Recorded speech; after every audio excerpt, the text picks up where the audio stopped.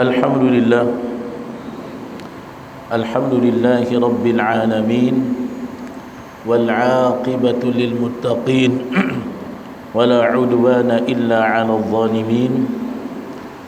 Asyhadu an la ilaha illallah wahdahu la syarika lah wa asyhadu anna sayyidana Muhammadan 'abduhu wa rasuluhu la nabiyya wa la rasula ba'dah.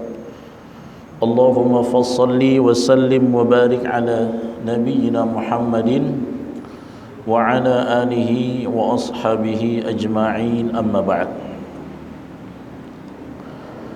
Hadirin hadirat, Bapak Ibu jamaah sekalian yang dirahmati Allah, alhamdulillah kita bersyukur kepada Allah. Malam hari ini setelah salat fardu maghrib, Allah masih memberikan kita taufik, masih memberikan kita afiah kesehatan, dan diberikan kekuatan untuk melanjutkan majelis ilmu kita ini, alhamdulillah. Pada pertemuan yang lalu kita sudah membahas pengantar daripada kitab yang akan kita bahas, yaitu kitab Riyadhus Shalihin yang ditulis oleh Al-Imam An-Nawawi rahimahullahu ta'ala, seorang ulama yang banyak meninggalkan warisan ilmu walaupun umurnya tak terlalu panjang, 43 tahun, dan gak sempat menikah, tapi meninggalkan warisan yang banyak untuk umat, sehingga beliau sekarang di alam kubur tapi pahala kebaikan terus produktif mengalir. Itulah warisan paling bermanfaat untuk seseorang ketika dia menulis atau menorehkan atau meninggalkan satu kebaikan. Ketika dia wafat, kebaikannya masih digunakan orang, warisannya masih digunakan orang, maka selama manfaatnya itu didapat, terasa, terus akan mengalir kepada kepada sahibulnya, kepada pemiliknya, walaupun dia sudah di alam kubur. Sebagaimana hadis Nabi, idza mata ibnu Adam in qata'a anhu amaluhu illa min thalath. Ketika mati anak Adam, terputuslah seluruh amalnya kecuali 3. Sedekah jariyah, ilmu yang bermanfaat, anak yang soleh mendoakannya. Nah, Imam Nawawi dengan kitab Riyadhus Shalihin ini meninggalkan nomor 2, al-ilmu yuntafa'u bi, ilmu yang bermanfaat buat orang. Maka setiap kitabnya dikaji, orang terinspirasi dengan Riyadhus Shalihin ini, jadi semangat beramal soleh, maka ketika itu pula pahalanya ngalir terus ke beliau. Itulah warisan paling terbaik, bukan uang. Kalau uang dipakai habis. Makanya kalau Anda ingin punya karya sementara Anda sudah wafat tapi pahalanya terus produktif, menulislah kebaikan. Kitab apa saja, wejangan tentang akhirat, mengingat Allah, apapun itu yang paling produktif untuk pertinggal warisan kita. Jadi selama kitab Riyadhus Shalihin, kitab Al-Adhkar, dan kitab-kitab syarah muhadzab yang dikarang Imam Nawawi dimanfaatkan di seluruh madrasah, di masjid-masjid orang Islam, hadisnya dijadikan inspirasi, dibahas sehingga orang jadi semangat, semua amalan orang yang terinspirasi melalui jembatan kitab beliau akan ngalir kepada beliau. Kita aja baru bahas Imam Nawawi rahimahullah udah mendoakan. Jadi bukan rumah, bukan cuma harta, salah satunya karya tulis. Ini sudah mulai langka. Kenapa? Karena sekarang musimnya digital. Orang apa-apa pakai digital, sehingga tidak meninggalkan sesuatu. Makanya saya sampai hari ini tadi baru order buku lagi, ditawarin oleh teman, kitab Sahih Muslim yang ada syarah Imam Nawawi, karena harganya terjangkau. Saya beli lagi, kata istri, apalagi beli kitab bang, beli kitab terus, udah 1 lemari.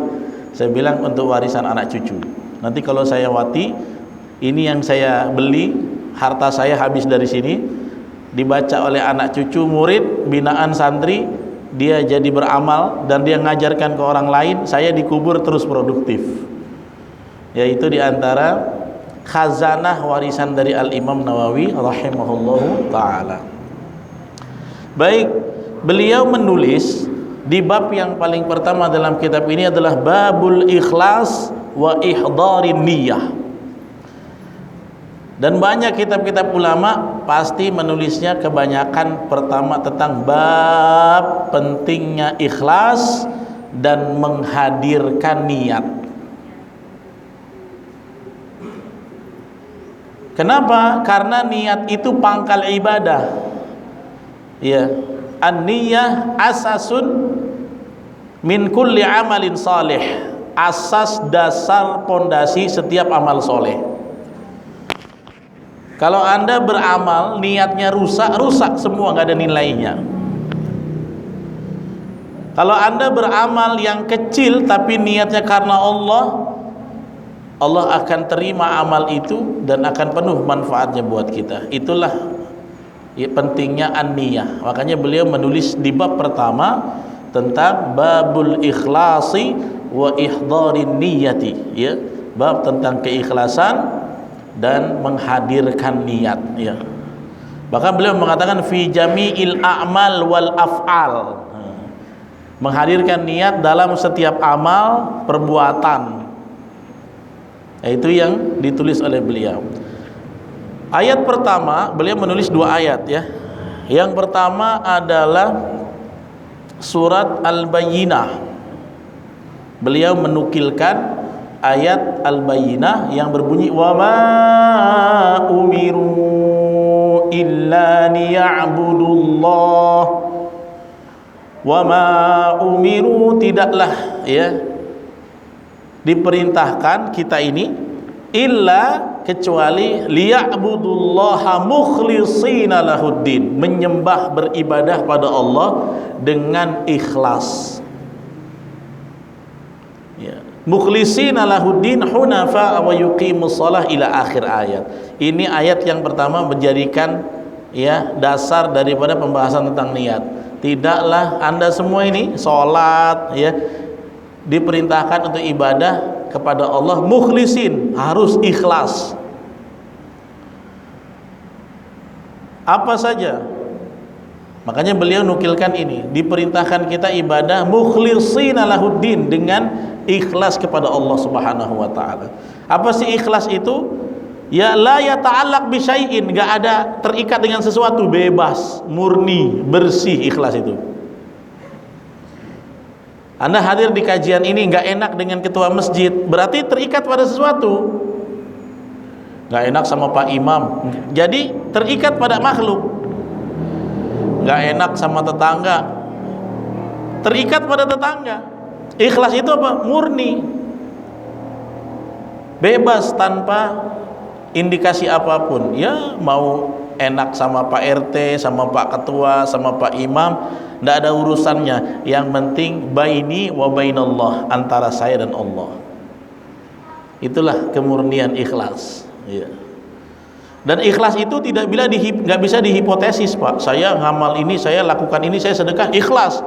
Nah, kalau dia sudah mengklaim dirinya ikhlas, maka banyak para ulama, ya, Imam Al-Marwazi mengatakan dia keikhlasannya masih butuh direvisi, gitu, ya.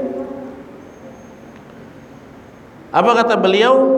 Man yaz'umu fi ikhlasihi al-ikhlas fa ikhlasuhu yahtaju ilal ikhlas. Barang siapa yang dia beramal sudah menganggap dirinya ikhlas, maka keikhlasannya itu masih butuh belajar ikhlas. Saya mau udah ikhlas, yang menentukan ikhlas bukan kamu, nanti penentuannya di sisi Allah. Ada namanya yaumul qadha, hari persidangan Allah. Ditanya oleh Allah, lima fa'alta hadza, lima fa'alta hadza. Kenapa kau ikut pengajian? Kenapa kau salat berjamaah? Kenapa kau bersedekah? Kenapa kau begini? Kenapa kau berdakwah? Kenapa kau berceramah? Kenapa kau menuntut ilmu? Semuanya nanti akan disidang di hadapan Allah.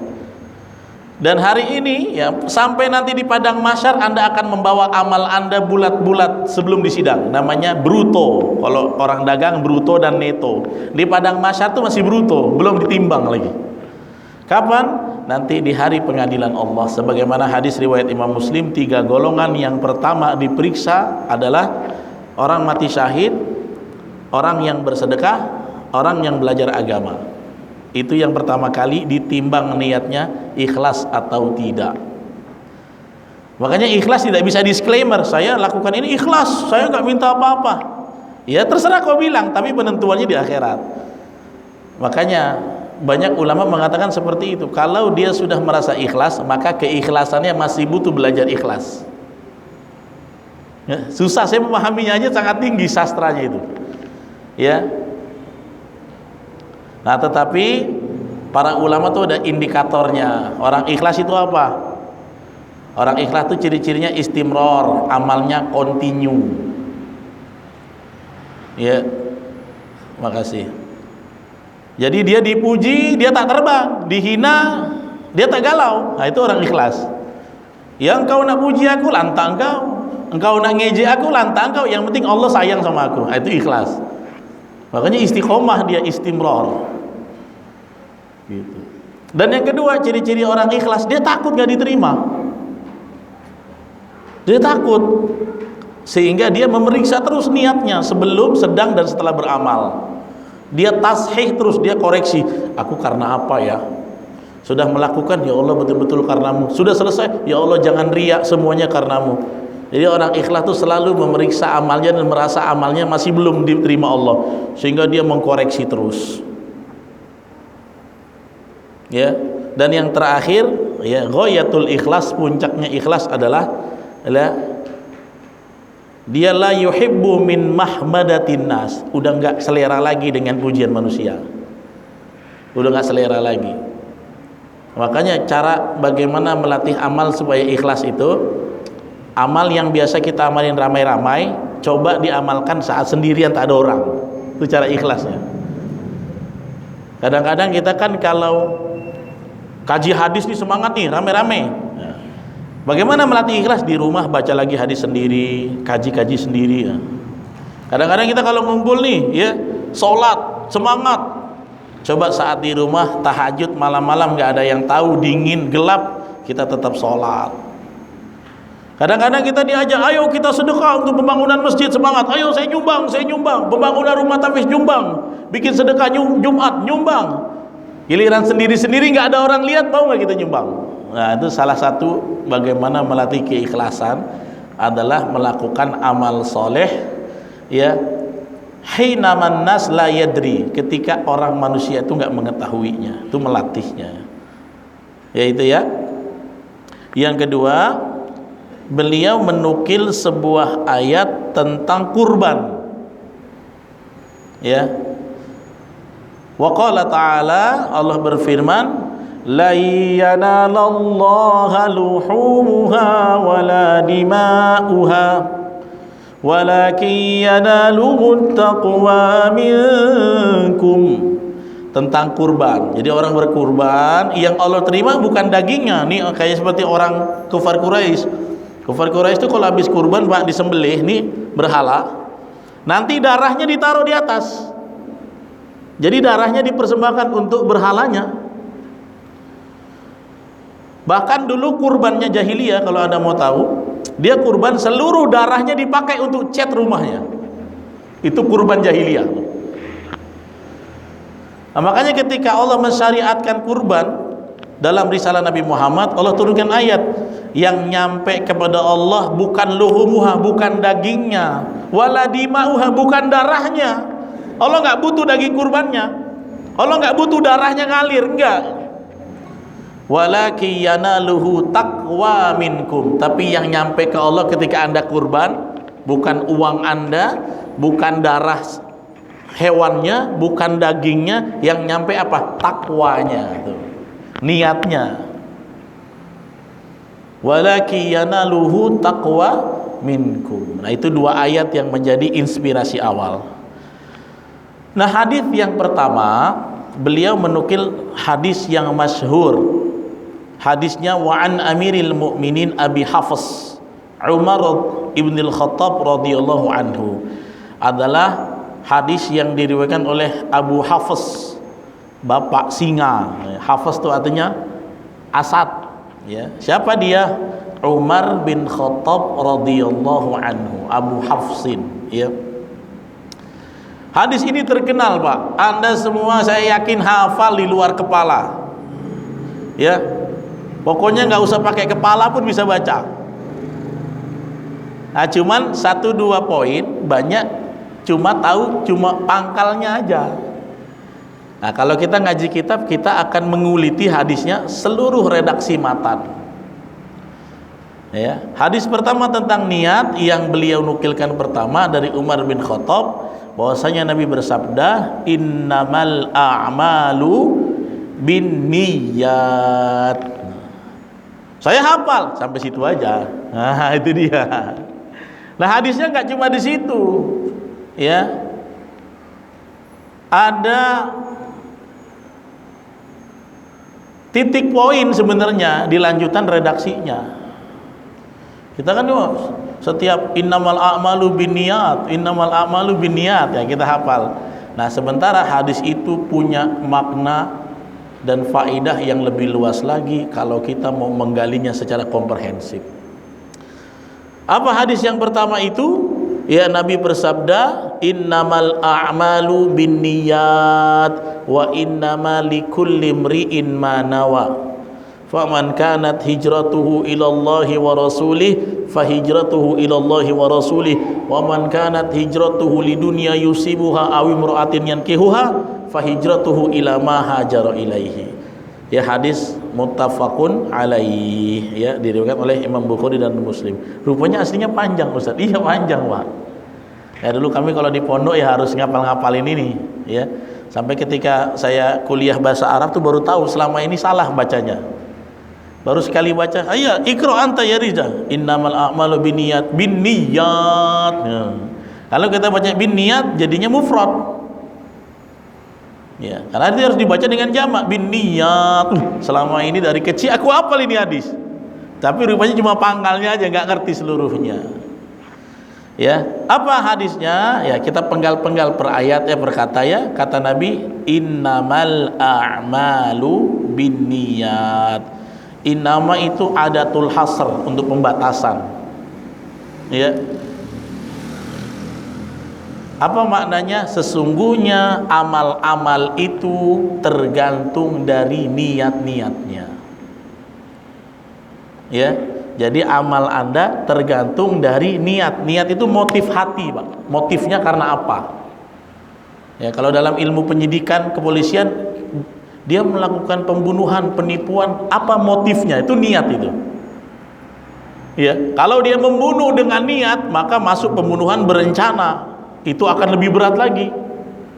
Kalau dia membunuh karena diancam bela diri, itu beda pasalnya. Dalam undang-undang positif aja, hukum positif, niat menentukan hukuman. Apalagi dalam amal soleh. Oh, kenapa dia membunuh tetangganya? Rupanya tetangganya datang ke rumah mau memperkosa istrinya. Akhirnya terjadi baku hantam. Dia membunuh tanpa niat, tapi bela diri spontan. Beda hukum positifnya dengan orang yang niat, udah mempersiapkan, sudah nungguin, mencegat sampai ketemu dia bunuh. Itu jelas dalam hukum perdata kita, dalam hukum pidana kita dengan hukum positif negara kita beda. Karena apa? Karena perbedaan motif atau niat. Amal kita juga begitu. Ya, karena itu Nabi mengatakan innamal a'malu binniyat. Kemudian Nabi lanjutkan, wa innama likulli imri'in ma nawa.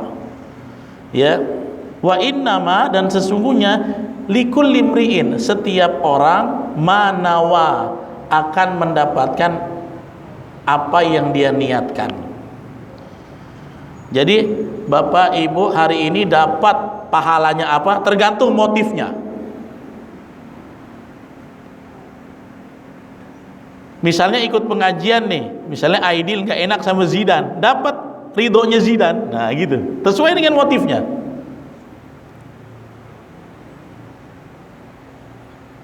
Misalnya ada jamaah di sini nggak enak dengan ketua masjid, dapat likul limri'in manawa, niatnya sesuai, ridhonya apa? Menggapai ridho sang ketua masjid, dikasih sama Allah.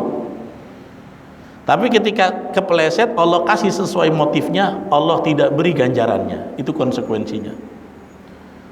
Makanya Nabi sudah mengatakan setiap amal tergantung dari niatnya, dikunci lagi wa innama likulli imri'in ma nawa, dan setiap orang mendapatkan dari apa yang dia niatkan. Nah, tiba-tiba Nabi berbicara tentang hijrah. Rupanya hadis ini konteksnya tentang hijrah, bukan hijrah yo. Ya. Apa kata Nabi? Tiba-tiba ngomong tentang hijrah. Faman kanat hijratuhu, barang siapa yang hijrahnya ilallahi wa rasulih, karena Allah, untuk Allah dan Rasulnya, fahijratuhu ilallahi wa rasulih, maka hijrahnya dapat Allah dan Rasulnya. Gak habis di situ, Nabi sebut lagi tentang hijrah. Rupanya ada orang hijrah yang bukan ilallah wa rasulih. Dalam penggal ketiga Nabi bilang waman kanat hijratuhu lidunya yusibuha, barang siapa yang hijrahnya untuk dunia, yusibuha, yang dia ingin dapatkan. Yang menarik penggal keempat, au imra'atin yankihuha, atau karena seorang wanita yang dia ingin nikahi. Nah, tiba-tiba ngomongin hijrah dan wanita kan. Nah, ini baru tahu kalau nggak ngaji secara lengkap tentang hadis ini. Au imra'atin yankihuha, atau wanita yang dia ingin nikahi, fahijratuhu ila ma hajara ilaihi, maka nilai hijrahnya ya mendapatkan sesuai tujuan hijrah dia. Kenapa dia berhijrah? Nah, ini hadisnya. Jadi Nabi bilang setiap amal tergantung dari niat, setiap orang dapatkan sesuai niatnya. Barang siapa berhijrah untuk Allah dan Rasulnya, dapat ridho Allah dan Rasulnya. Barang siapa berhijrah untuk dunia yang dia ingin dapatkan, dia dikasih oleh Allah. Atau ingin wanita yang dia ingin nikahi, maka seluruh hijrahnya dapat ini, tapi Allah dan Rasulnya nggak dapat. Nah, dari hadis ini rupanya kita bisa tangkap Nabi itu mengklasifikasikan di antara orang yang berhijrah itu niatnya masing-masing, Pak, waktu itu. Nah, konteksnya hadis ini wakeknya, ya, wakeknya, konteks realitasnya saat itu sedang terjadi gelombang hijrah. Waktu itu, ini fase yang cukup sulit buat orang Islam. Karena waktu hijrah tuh mereka disyarati tidak boleh bawa harta. Kalau keluarga tak ikut Islam tidak boleh diajak. Konteksnya begitu waktu itu. Ya, jadi keadaan hijrahnya itu susah banget. Betul-betul antara kehidupan yang lama atau kehidupan yang baru tanpa apa-apa. Waktu itu kontekstualnya seperti itu. Nah, hijrah pertama Nabi belum ikut. Hijrah pertama gelombangnya kemana, Pak? Ke Habasyah. Itu perintah hijrah itu pun bukan karena Nabi. Nabi menunggu wahyu dari Allah, kapan kami boleh hijrah. Dan sebelum hijrah mereka bertahan di Mekah 13 tahun lamanya, Pak. Dari dakwah sirriyah, dakwah jahriyah, sudah coba sini coba situ. Rupanya semakin lama, semakin tahun permusuhan kafir Quraisy semakin besar. Nabi nggak bisa sekonyong-konyong, yuk kita kabur, yuk kita pindah, yuk kita hijrah, enggak. Nabi berdoa kepada Allah, ya Allah, kemana harus aku kemanakan yang udah beriman menjadi hamba-hambamu dan menjadi umatku. Maka Allah turunkan perintah. Nabi menunggu wahyu, diturunkan perintah bahwa saat ini karena tekanan kemurtadan semakin dahsyat, kalian sudah boleh berhijrah. Tapi nabinya nanti. Mereka bermusyawarah, dapatlah satu tempat yang siap memberikan suaka. Nama tempatnya Habasyah. Para sejarawan Islam mensinyalir Habasyah itu Ethiopia sekarang. Tapi ada yang mengatakan Habasyah itu sebuah negeri dekat dengan Mekah. Bahasanya juga Arab, tetapi mereka orang berkulit hitam. Inilah kampung halamannya Bilal, Pak, Habasyah. Makanya beliau disebut Malikul, ya, Habasyi, seorang budak dari Habasyah. Nah, kemudian pergilah gelombang pertama. Salah satunya di situ Ummu Salamah, Utsman bin Affan, ya, Ja'far, itu semuanya yang ikut tuh. Nabi belum ikut. Nabi tunggu wahyu berikutnya. Kenapa harus hijrah ke Habasyah? Pilihan orang kafir, kalau kamu di sini, ya idza tabqahuna fartadda ala dini abaina. Balik ke agama nenek moyang. Boleh kau tinggal Mekah. Kami tak bisa, kami sudah ya amantu billah wa bi rasulillah, beriman pada Allah dan Rasulnya. Kalau beriman itu tetap akidahmu, berambus kau, kalau bahasa orang Melayu, pergi dari sini. Pilihannya, kalau tinggal di Mekah murtad, kalau tak mau murtad pergi. Kalian tidak diperkenankan tinggal di sini. Syaratnya semua harta dilucuti, nggak boleh dibawa. Nggak boleh dibawa, cuma baju yang di badan. Itu konteksnya Pak, keadaan tentang ini. Maka kaum muslimin berat sekali, berat. Karena itu ada orang beriman yang nggak sanggup hijrah, ada yang nggak sanggup. Dan ini memang mau disaring. Kenapa ada peristiwa hijrah? Karena nanti setelah hijrah akan dibangun komunitas muslim. Nah, orang yang sudah dibangun komunitas muslim ini harus orang-orang pilihan Allah yang sudah tersaring dengan kesungguhan Islamnya. Apa filterisasinya, penyaringannya? Hijrah itu. Nanti kalau orang yang gak kuat kesungguhan imannya diajak hijrah, bisa menjadi kontraproduktif, jadi menjadi duri dalam daging. Karena itu Allah pilih betul yang untuk menyokong Nabi mendirikan negara Islam itu orang yang betul-betul kuat. Bagaimana proses filterisasinya? Dengan syariat hijrah. Makanya hijrah itu orang terpilih Pak, orang-orang yang terpilih saja. Abdurrahman bin Auf saja hijrah, bininya tak mau ikut Pak, istri tak mau ikut, harta tak boleh bawa. Waktu itu Abdurrahman bin Auf udah kaya di Mekah, tapi syaratnya, Abdurrahman kalau bini kau tak mau ikut, kau tak boleh bawa, hartamu tak boleh bawa. Akhirnya sama Abu Sufyan yang masih kafir, dirayulah istrinya, kalau kau tak ikut lakimu untuk pergi hijrah, hartanya yang kami tahan kami kasih kau nikahi lagi lah laki-laki muda. Tergoda istrinya, tak ikut hijrah. Abdurrahman hijrah seorang diri. Coba,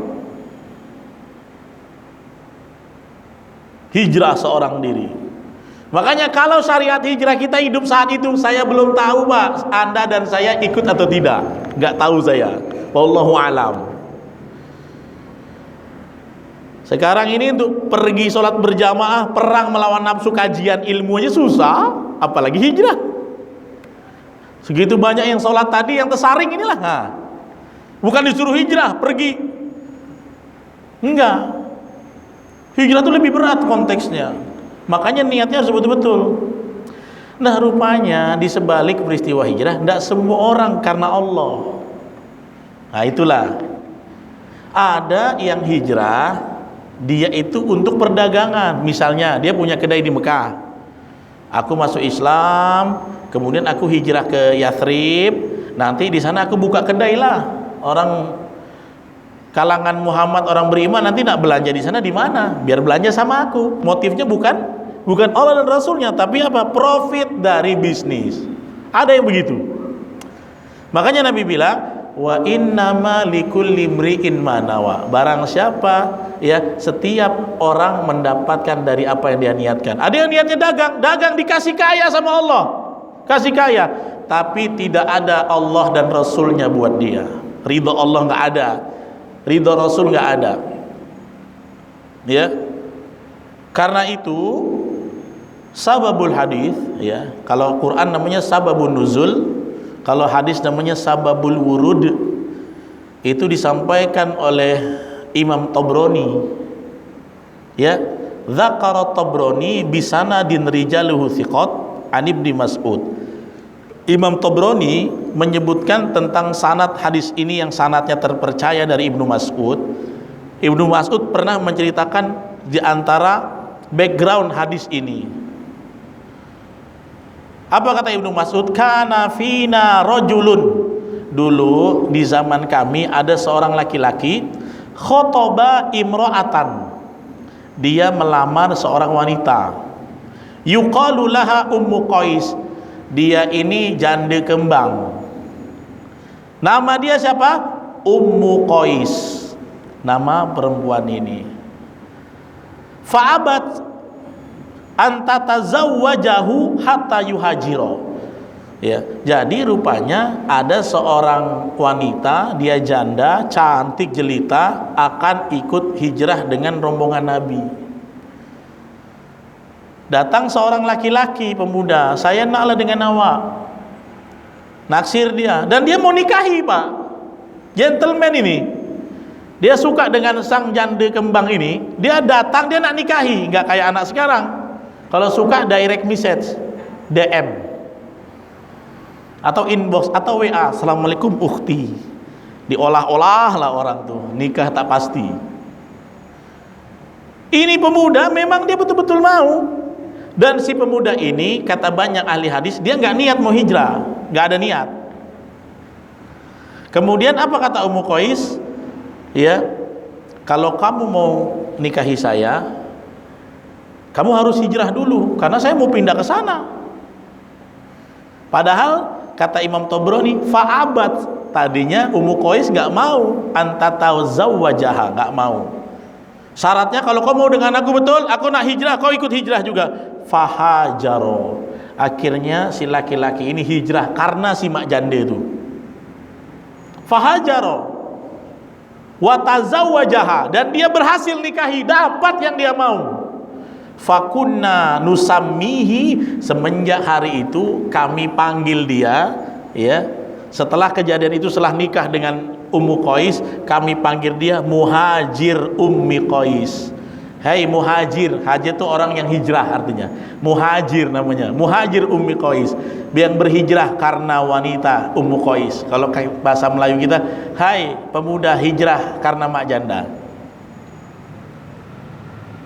Jadi rupanya ketika para sahabat diuji dengan hijrah, nggak semua orang ikhlas. Ada yang hijrahnya pengen dagang, ada yang hijrahnya pengen wanita.